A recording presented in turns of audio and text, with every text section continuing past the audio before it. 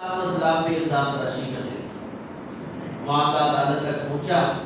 حضرت یوسف علیہ السلام نے جب عدالت کے اندر پہنچے تو اپنی صفائی پیش کی، لیکن فیصلہ اب عزیز مصر کے گھر کے خلاف تھا، تو کوئی فیصلہ نہ کر سکے قاضی۔ تو اللہ تبارک و تعالیٰ نے اپنی کمال قدرت سے ایک دودھ پیتے بچے کو قوت گویائی عطا کی۔ اس نے بول کر یہ بتایا کہ فیصلہ کرنا انتہائی آسان ہے، یوسف علیہ السلام کی قمیص دیکھو، اگر آگے سے پھٹی ہے تو اس کا مطلب ہے کہ انہوں نے جو ہے اپنی طرف سے اس عورت کے اوپر حملہ کیا ہے اور عورت نے اپنا بچانے کے لیے مزاحمت کی ہے اور آگے سے قمیص جو ہے وہ پھٹا ہوا ہے، اور اگر عورت نے ان کے اوپر حملہ کیا ہوا تو یہ اپنے آپ کو بچانے کے لیے وہاں سے بھاگے ہوں گے تو قمیص بظاہر بات ہے پیچھے سے پھٹا ہوا۔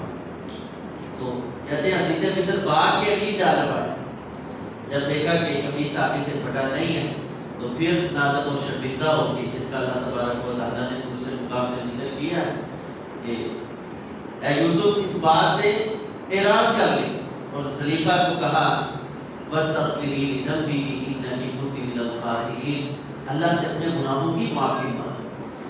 تو یہ باس نہ آئی، بلکہ اس نے اس سے بھی بڑھ کے حضرت یوسف علیہ السلام کے بارے میں عورتوں کو اکٹھا کیا اپنی، جب انہوں نے کہا لو جی یہ غلام، ان کے لیے تو یہ غلام ہی تھا، لو جی غلام کے اوپر فریفتہ ہو گئی ہے، تو بلا کر ان کے ہاتھوں میں چھریاں پکڑا کے فروٹ جو ہے پکڑا کے یوسف علیہ السلام کے اوپر سے ان کو جب گزارا تو وہ بھول گئی کہ ہمارے ہاتھوں میں کیا ہے۔ اللہ فرماتے ہیں وَقَطَّعْنَا أَيْدِيَهُنَّ، انہوں نے اپنے ہاتھوں کو کاٹ لیا، وَقُلْنَا حَاشَا لِلَّهِ مَا هَٰذَا بَشَرٌ إِنْ هَٰذَا إِلَّا مَلَكٌ كَرِيمٌ، لیکن یہ انسان ہے ہی نہیں، یہ تو کوئی فرشتہ ہے، بڑا معزز، بڑا قابل قدر ہے یہ۔ حضرت یوسف علیہ السلام کہ اب بارہ میں یہ تاثرات سن کے یہ اور زیادہ پھولی اور کہنے لگی اگر یوسف نے میری بات نہ مانی تو دنیا میں اس کو ذلیل کر کے رکھا۔ حضرت یوسف علیہ السلام سمجھ کے کہ یہ ضد پر آ گئی،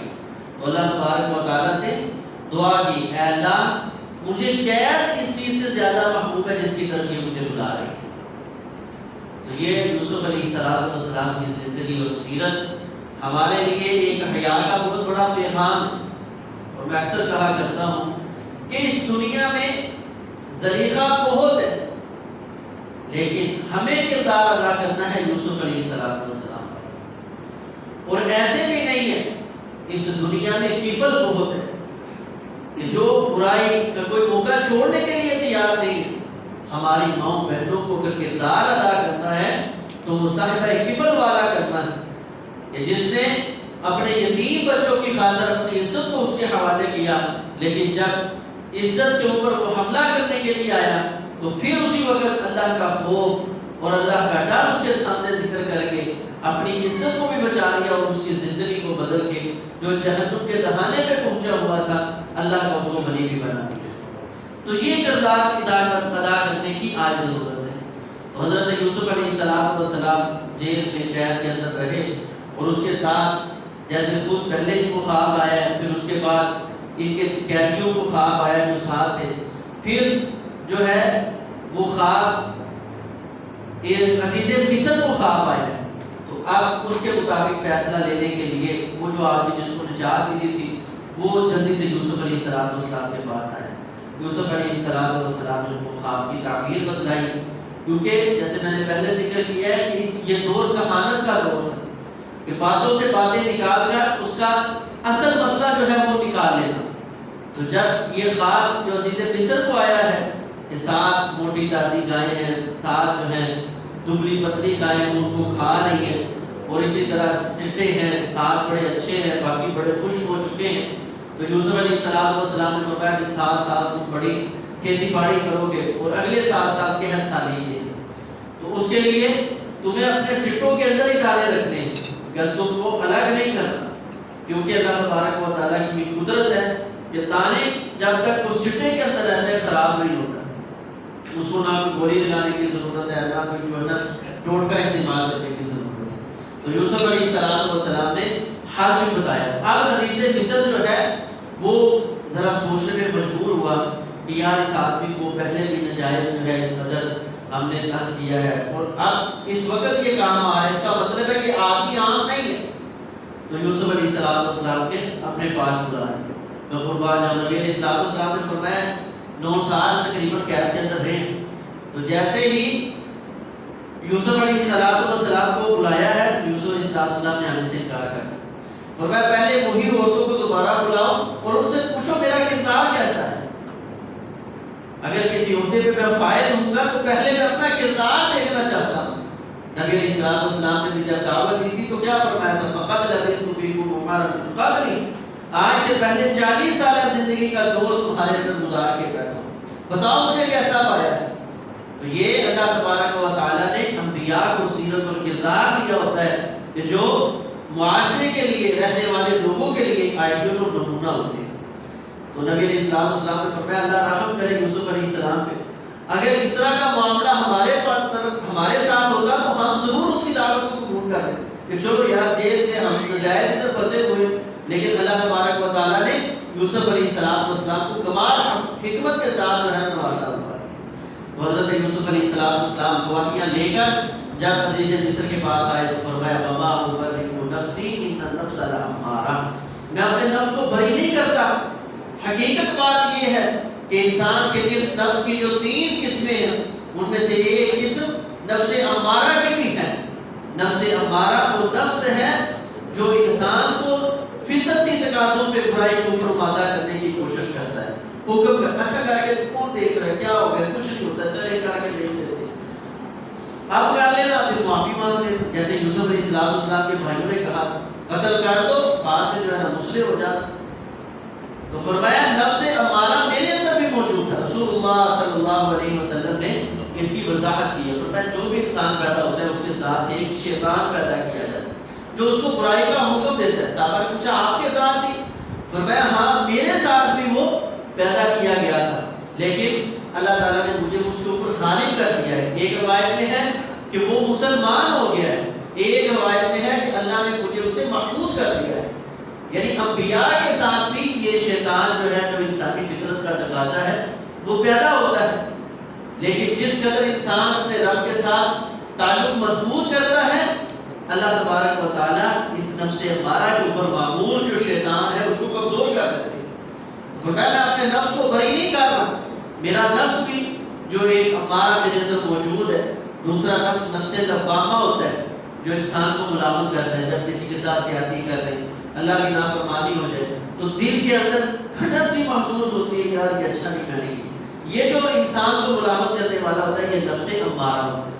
اور نیکی کرنے کے بعد جو انسان کو ایک دلی سکون ہوتا ہے، جیسے نبی علیہ السلام نے فرمایا تھا اذا سرتک حسنتک واساءتک سیئتک فانت مؤمن، جب خوشی جو نیکی کر کے، روزہ رکھ کے، نماز پڑھ کے، اللہ کی عبادت کر کے، صدقہ و خیرات کر کے انسان کے دل میں خوشی محسوس ہو، یا اللہ تیرا شکر ہے میرے جیسے نکمے بندے کو بھی تو نے اپنے دین کے لیے چن لیا ہے، تو فرمایا پھر اس وقت تم مومن ہو.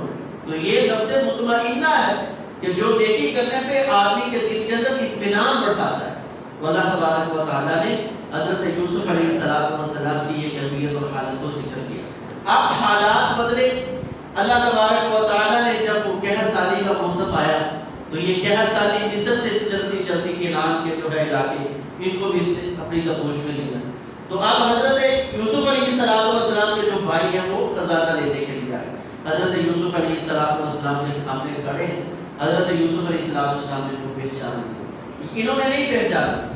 تو یوسف علیہ السلام نے ان سے حال دریافت کیا کیسے ہو، باپ کا پوچھا، اپنے بھائی بنیامین کا پوچھا اور ان کو جو ہے صدقہ و خیرات دیا اور فرمایا کہ اچھا بتایا ایک بھائی ہمارا باپ کے پاس ہے، جب آئندہ آنا ہے اس کو بھی ساتھ لے کر آنا ہے. اور جو ان کے پاس وہ چند سکے تھے وہ ان کے دوبارہ جو ہے بوری ان کے اندر ہی ڈال دی تاکہ یہ جب جائے ایسا نہ ہو کہ ان کے پاس پیسے ہی نہ ہو اور شرمندگی کی وجہ سے یہ دوبارہ آ نہ سکے. یہ جو آپس میں بھائیوں کی محبت تھی اس کو مد نظر رکھتے ہوئے پیسے جو ہے وہ واپس کر دیے. دوسری مرتبہ آئے ساتھ بنیامین کو بھی لیا. اب پیسے نہیں بلکہ جو چھوٹا بھائی تھا اس کو پہچان کے اور حکم دیا کہ اس کے جو برتن ہے بورا، اس کے اندر تم نے پیمانہ جو ہے تولنے والا وہ رکھ دینا ہے۔ جب وہ رکھا گیا، اٹھا کے لے جانے لگے، آواز دی۔ اللہ تبارک و تعالیٰ فرماتے ہیں یہ ایک تدبیر تھی جو ہم نے یوسف علیہ السلام کو سکھائی۔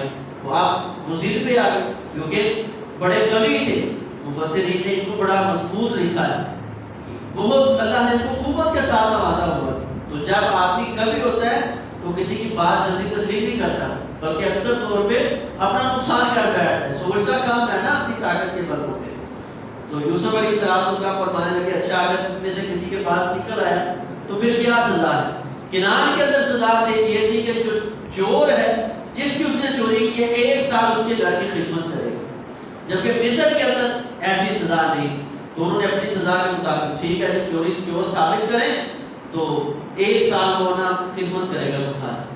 جیسے ہی تلاشی لی گئی تو بھائی کے جو ہے سامان سے وہ سامان پیمانہ جو ہے وہ برآمد ہو گیا۔ اب حضرت یوسف علیہ السلام نے ان کو اپنے پاس رکھا۔ یعقوب علیہ السلام کو جب اس بات کی خبر ہوئی تو بڑے پریشان ہوئے اور فرمایا میرے بیٹا جاؤ۔ تیسری مرتبہ حضرت یوسف علیہ السلام نے یعقوب علیہ السلام نے ان کے بھائیوں کو یوسف علیہ السلام کے پاس بھیجا۔ تو یوسف علیہ السلام کے پاس آ کر اللہ تبارک و تعالیٰ نے جو نقشہ بیان کیا ہے ایسے ہے، یوسف علیہ السلام کے سامنے ہاتھ باندھ کے کھڑے، انبیاء کی اولاد ہے، اور کہ کیا کہہ رہے ہیں یا ایھا العزیز مسنا واهلنا الضر وجئنا ببضاعة مزجاة فاوف لنا الكيل وتصدق علينا۔ انبیاء کے اوپر صدقہ حرام ہوتا ہے، لیکن جب اللہ کے بندوں کو تنگ کیا جائے، انسانیت وجود سے ختم ہو جائے، وہ عزیز مصر کیوں نہ ہو، جس وقت حضرت یوسف علیہ السلام پہ الزام لگا کے ان کو جھوٹا جو ہے سزا سنائی گئی، تو اللہ تبارک و تعالیٰ نے پورے مصر کو قحط سالی کے اندر مبتلا کر دیا۔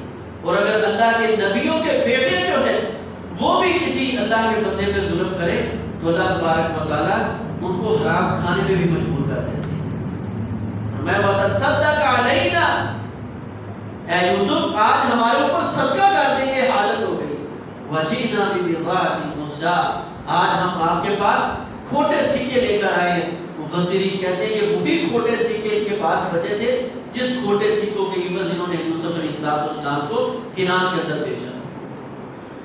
تو یہ ہے اللہ کا وعدہ ہے من عاد لی ولیا فقد آذنتہ بالحرب، جو میرے کسی بندے کو تکلیف دینے کی کوشش کرتا ہے میں اللہ اس کے لیے اعلان جنگ کرتا ہوں۔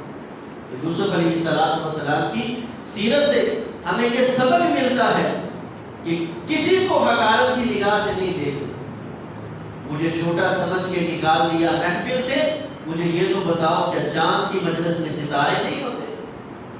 اپنی نگاہ سے کسی کو چھوٹا سمجھ کے حقارت، رب کے ہاں وہ کتنا مؤسس ہے، کتنا بہتر ہے، یہ اللہ جانتا ہے، تم میں سے کوئی نہیں جانتا۔ مت کسی کو حقارت کی نگاہ سے دیکھو۔ تو حضرت یوسف علیہ السلام کے سامنے آج ہاتھ باندھ کے کھڑے اور صدقے کا مطالبہ کر رہے ہیں۔ بہرحال حضرت یوسف علیہ السلام نے ان کو مال بتا کیا دینا تھا، پوچھا، ترس آ گیا اور فرمایا بتاؤ تم نے یوسف حال علمتم ما فعلتم بیوسف، تمہیں پتہ ہے تم نے یوسف علیہ السلام کے ساتھ کیا کیا؟ سمجھ کے کہ یہ بار بار احسان کرنے والا اور اس قدر یوسف علیہ السلام کا معاملہ تو خالصتاً ہمارا اور یوسف اور ہمارے رب کا تھا، تو اس شخص کو پتہ ہے، اس کا مطلب یہ ہے کہ کہیں یہی یوسف علیہ السلام کو نہیں۔ فرمایا ہاں میں ہی یوسف ہوں، اور پھر ساتھ ہی بھائی جو ہے غلطی کا اعتراف کرنے لگے۔ تو کس قدر انبیاء کو اللہ نے اعلیٰ اخلاق عطا کیے ہوتے ہیں۔ فوراً فرمایا لا تثریب علیکم اليوم، کہنے کی بھی ضرورت نہیں ہے، یہ نہیں آج ہمارے ہاں یہی مسئلہ، یہاں اس بات کے اوپر ہی سالہ سال بیت جاتے ہیں کہ وہ اعتراف جرم کرے میرے سامنے آ، جبکہ انبیاء کی سیرت کیا ہے؟ لا تثریب علیکم اليوم، کہنے کی ضرورت نہیں ہے، جاؤ جو بھی ہے میں نے اللہ کی رضا کے لیے تمہیں معاف کر دیا، لا تثریبہ، کوئی ڈانٹ نہیں ہے، کسی قسم کا تمہارے اوپر ملامت کرنا نہیں ہے۔ ہم نے جیسے ذکر کیا تھا کہ یہ ہجرت کے بالکل قریب کا معاملہ ہے، تو اللہ تبارک و تعالیٰ نے ایک تو مشرکین مکہ کو یہ سمجھایا کہ میرے بندوں کو تنگ کرنے والے وہ کبھی سکون کا سانس نہیں لے سکتے، اور پھر ساتھ اپنے نبی کو بھی یہ سبق دیا ہے کہ ایک دن آیا ہے وہ سگے بھائی سامنے کھڑے تھے، اور فتح مکہ کا دن بھی آیا کہ جب یہی مشرکین مکہ سارے سامنے کھڑے ہیں، اور اللہ کے رسول صلی اللہ علیہ وسلم اپنے اخلاق عالیہ کی مثال پیش کرتے ہوئے فرما رہے تھے لا تثریب علیکم اليوم، جاؤ مشرکین مکہ، آج جب حضرت سعد بن عبادہ رضی اللہ تعالیٰ فرما رہے تھے اليوم یوم الملحمہ، آج بدلہ لینے کا دن ہے، تو رسول اللہ صلی اللہ علیہ وسلم فرما رہے تھے نہیں اليوم یوم المرحمہ، آج تو لوگوں پہ رحمت کرنے کا دن ہے، اللہ نے عزتوں کے ساتھ نوازا ہے، اللہ کی طرف سے عزتیں ملنے کا تقاضا یہ ہے کہ لوگوں کے اوپر شفقت کی جائے، اللہ کے سامنے عاجزی اختیار کی جائے۔ حضرت یوسف علیہ السلام اس صورت میں اپنے باپ حضرت یعقوب علیہ السلام کے ساتھ ملے ہیں۔ اس کے بعد دو صورتیں ہیں، سورۃ الرعد اور سورۃ ابراہیم، یہ دونوں صورتیں مکی ہیں اور سورہ یوسف کے ساتھ ہی یہ نازل ہوئی ہیں۔ ان دونوں صورتوں کے اندر اللہ تبارک و تعالیٰ نے اپنی جو ہے خصوصاً سورۃ ابراہیم اور سورۃ رعد جو ہے، رعد کے اندر اپنی جو ہے اللہ تبارک و تعالیٰ نے تخلیق، جو خالق کائنات ہونا، مالک ارض و سما ہونا، اس کے اوپر جو ہے دلائل جو ہے ذکر کیے، اور سورۃ ابراہیم کے اندر اللہ تبارک و تعالیٰ نے یہ چیز ذکر کی ہے کہ اللہ تبارک و تعالیٰ کی طرف سے جو نعمتیں عطا کی جائیں ان کے اوپر انسان کو شکر گزار بن جانا چاہیے۔ وَإِذْ تَعَذَّنَ رَبُّكُمْ لَئِن شَكَرْتُمْ لَأَزِيدَنَّكُمْ، اگر تم اپنے رب کی قدر کرو گے ان نعمتوں کے اوپر تو میں اللہ کا وعدہ ہے میں تمہیں اور زیادہ عطا کروں گا۔ وَلَئِن كَفَرْتُمْ إِنَّ عَذَابِي لَشَدِيدٌ، لیکن اگر میری نعمتیں کھا کر میری ناقدری شروع کر دی، میرا نہ شکر کرنا شروع کر دیا، تو پھر یہ بات ذہن میں رکھنا ان عذابی لشدید، پھر میری عذاب، میری پکڑ بڑی سخت ہے، پھر اسے کوئی بچا نہیں سکتا۔ اللہ تبارک و تعالیٰ ہمیں اللہ تبارک و تعالیٰ کے صحیح معنوں میں قدر کرنے